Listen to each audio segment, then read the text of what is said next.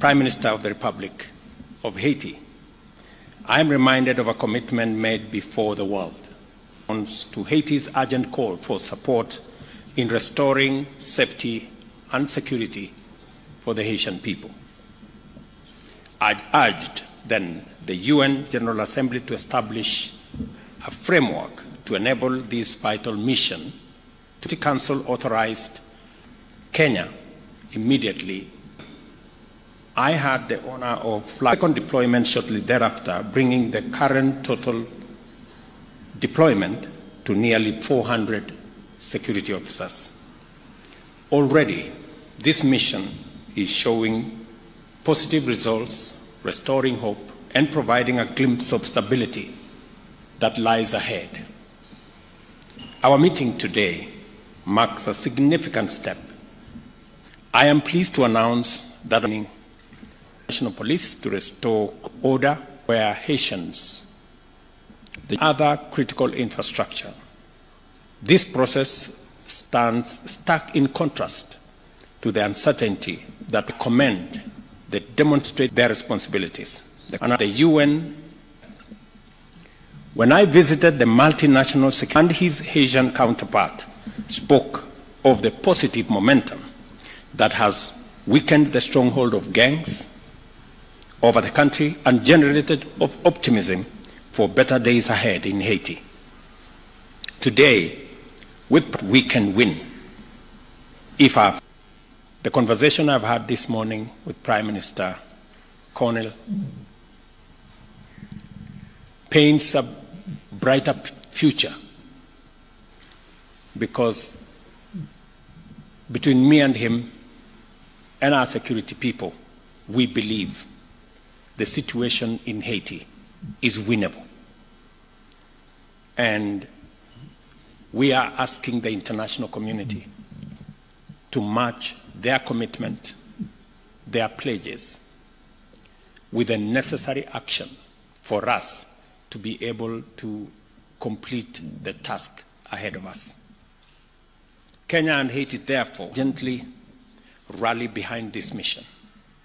And the operation word here is urgently. We have a window of success that is evident from the operations that have been carried out already. And without wasting time, when critical infrastructure, critical spaces for people to return to their homes, program for Canada, and of course the US in driving this multinational security support mission by the UN Security Council of the and to achieve and future work, but also by dynamic economic exchange and future work, but also by dynamic economic exchanges to create jobs, spur innovation, and uplift jobs, spur innovation, and uplift. However, we recognize that Kenya and Haiti believe in the need for reform that realigns our institutions to serve the needs of all nations, ensuring a more just and sustainable world. All nations, ensuring a more just and sustainable world. In this spirit, we also champion the strengthening of ties between the Africa Enhanced. In this spirit, we also champion the strengthening of ties between the Africa Enhanced South-South cooperation, and for the spirit of collaboration that has characterized a great inspiration in Africa, that has the potential to work with Haiti, even in this mission. There are many African countries, Your Excellency. We look forward to continuing this dialogue, strengthening our ties, and building a future of peace, progress, and prosperity for our nation. As you journey back home, my brother, kindly convey our best wishes to our brothers and sisters in Haiti. Thank you very much. Please welcome. Thank you so much. Thank you. Thank you, Mr. President. Let me city that I consider almost a second home, having been here so many times before. But let me also thank you for your vision, for your leadership, and to a handful of places. And you helped us tell the world that Haitian children are not less deserving than the others, and that Haitian men and women who are suffering deserve solidarity, and you led that fight with us. And today I think we're in a better place. You helped where others saw crisis, you saw opportunity and potential, and you voiced it in a very firm way, allowing for others. I also want to, of course, extend and convey the gratitude of the Haitian people to the Kenyan people for their commitment, engagement, and sacrifice. Haiti deserves that. Reiterate what you've been helpful, useful, professional, committed. They've engaged almost immediately, side by side with the police force. They've provided us with the wealth of experience that they have, and they continue to engage with us in a significant manner. Early on in this process, you will recall that they found ways to make sure that they protect each other and they get the mission accomplished. You said, and we agree, that this is something that we can do. If we work together, we are confident that we can see significant progress in the security situation in Haiti, and as you have pointed out, begin the rebuilding process. And we're committed to doing so.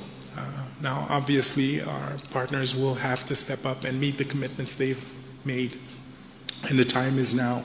There is a sense of urgency.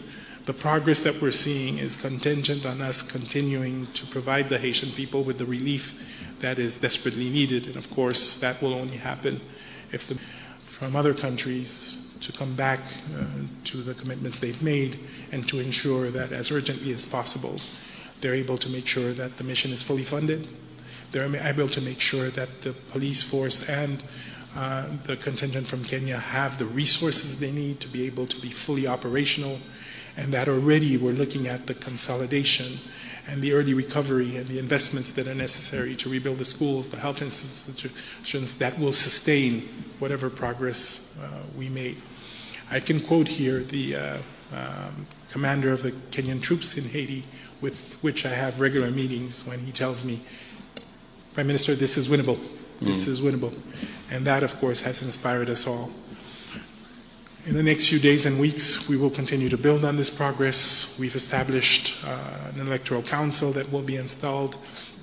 We've been able to reopen our schools. We're seeing progress in the security front as well. Obviously, the gangs are reorganizing to make it more difficult, but we're ready and we'll be steadfast. We're using our assets more effectively. We're looking at new relationships with others who may be willing to engage. We're going to see how we provide a more integrated approach solution, which would include disarmament, which would include better communication, which will include all the integrated and well thought through interventions that are usually required to address these kinds of security situations. But obviously, incredible violent event led by a gang in the northern part of Port-au-Prince, and quickly the police and the contingent were able to deploy by road within really virtually hours to make sure that the city in question was quickly protected, and that we would have the appropriate level of response to make sure that we address the situation. So this is to say that the Haitian people now have hope in what can be achieved. It is, of course, a cautious optimism. They will expect us to do more, and they deserve more. They've suffered now for months, very quickly, but they trust that the government and its partners are doing the right things, and of course, with the presence of the force. Again, thank you, Excellency, and please do convey through you our gratitude to the Kenyan people for that act of solidarity, and I can tell you that it will not be lost.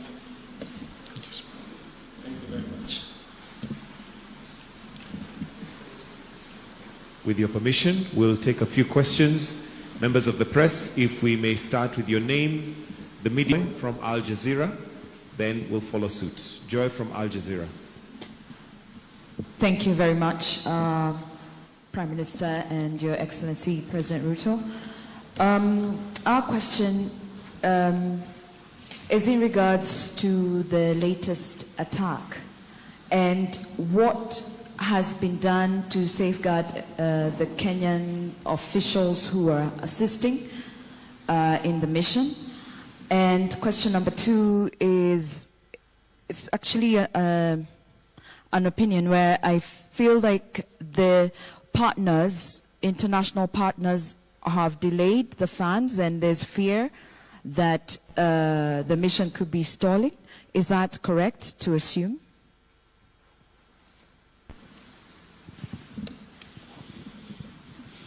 I think I'll allow, okay, do we take another question? Okay. Thank you very much, Rose Buchanan from AFP. So alongside the 600 further officers, will Kenya or members of the international community be supplying additional or improved equipment for the force already present in Haiti?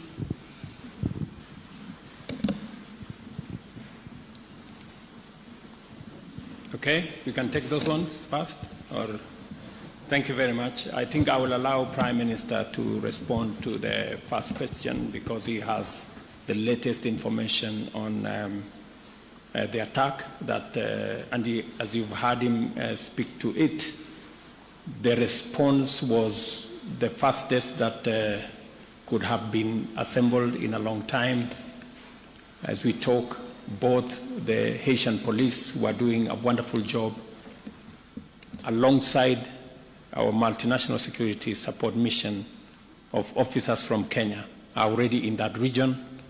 I'm informed that it's a region 2 hours drive from Port-au-Prince, a region that for a very long time has been held hostage by criminals and gangs. But today we have a foothold and a footprint of both the Asian police and the Kenyan contingent in that place. As to your question as to what is being done, I think everything is being done to make sure that we minimize casualties of both our security men and civilians, even as we deal with the criminals. And on the question from FP on what additional is being done, Prime Minister just came out of UAE, who have committed to support this mission. El Salvador, as I told you, on the 3rd, which is just a week ago, also signed in to provide capabilities for the support for the multinational security mission. There are other consultations that are going on. Additional equipment have been provided. Additional air support has been provided thanks to Prime Minister's goodwill and coordination. So there is a lot more that is happening. Yes, we can do more, and the partners need to step up. That is correct. We have commitments that have been made by our global partners, and it is my position, alongside that of Prime Minister here, that every partner this is the moment to step up, and this is the moment to provide that critical support for us to be able to undertake the exercise at hand. Prime Minister. Thank you, Mr. President. I think you've covered it extremely well. A few days ago, a ruthless gang murdered and assassinated over 70 people, including men, women, and children, northern part of Haiti, which was a senseless crime. And as I said, within hours, we were able to not only deploy, but this time we were able to deploy significant numbers by road, which we hadn't been able to do. But second, and even more important, ensure that we can actually regain a level of safety that's acceptable in the region. Now, there's still a lot going on, and I don't want to by any means describe this as being done or easy, but the work is being done house by house, neighborhood by neighborhood, to ensure that these people, the people of the Artemonite region, can once and for all find peace. And I think the President has rightly stated that every operation is well thought through, with the Kenyan team on the ground and the police force to ensure the greatest amount of security for the troops that will engage in these different combats. Now, obviously, this always comes with a level of risk, but we're confident that we do everything we can every time to make sure that we're protected. And as I think, as the President has mentioned, coming out of New York, we had very constructive meetings with several partners. We're seeing new engagements. The EU, for example, has doubled its commitment. We're seeing new partners come in and make new commitments. We're talking to Brazil as well, Mexico as well. As was stated, Salvador, I would like to see more commitment, and we're going to continue to push for it. Okay. We can take a bunch of 3 more questions, 2 more questions. Then after that, we can wind up to the questions. All right. My name is Nick Modimba from CGTN Africa, China Global Television Network. The first question is, what's the situation with the motivation of the Kenyan police units in terms of their payments? Reports coming in from Haiti say they haven't been paid yet. And of course, they have families back at home depending on them. And of course, they're looking forward for their people to come back home. Second question, redeployment training. What have the current officers learned in Haiti that are actually instilling the same ideologies, survival tactics to the current ones yet to travel to Haiti? And also, which units are these that are actually joining the others in Haiti? Thank you. Your Excellencies, my name is Melita Oletenges for Citizen TV. My question is in regards to President William Ruto speaking about asking the international community to honor their pledges and match them with actions. Perhaps is there a setback for human resource, especially in the MSS, when you're saying that we are working leaner in terms of resources? Has there been a setback in terms of remunerating the operatives on ground? Thank you. Your Excellency, my name is Nyaboga Kiage from Nation Media Group. My question is, for the longest time, people in Haiti have been claiming that the Kenyan officers do not leave their camp. How true is that? Thank you. Thank you very much. There is information that I can provide to you on matter security, participating in this operation, because those are security matters. But on the whole, we have a budget that takes us all the way to March next year. So in terms of being able to support our officers on the ground, including those who are joining next month, we have resources to make sure that they have every support that they need up to March 2025. We are asking the international community to step up because our mandate extends all the way to October next year. All the other issues have been taken care of.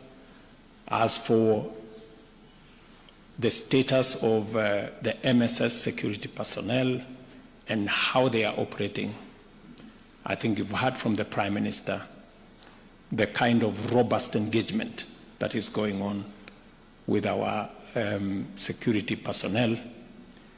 I do not think that they would be in a camp and at the same time be in the operation area that the Prime Minister has just talked about. Maybe Prime Minister can. Really just to add that I personally have been on patrol at 1 o'clock in the morning with our Kenyan brothers and sisters that are working with us. They've engaged in very delicate and difficult operations in the center of the city. They've helped us commence to secure our port. They're involved in patrolling the university hospital and the administrative area. And more important, they're with us up north, working closely with the police force to address the current threat with the gangs. And they do so with the level of professionalism and expertise that we've learned to trust and admire. So I can tell you safely that No, we are engaging. The leadership is also very much engaged with the leadership of the police force in strategic thinking, in understanding and collecting intelligence and finding out how to use it more effectively. So that exchange is also helping build up the capacity of the Haitian force itself.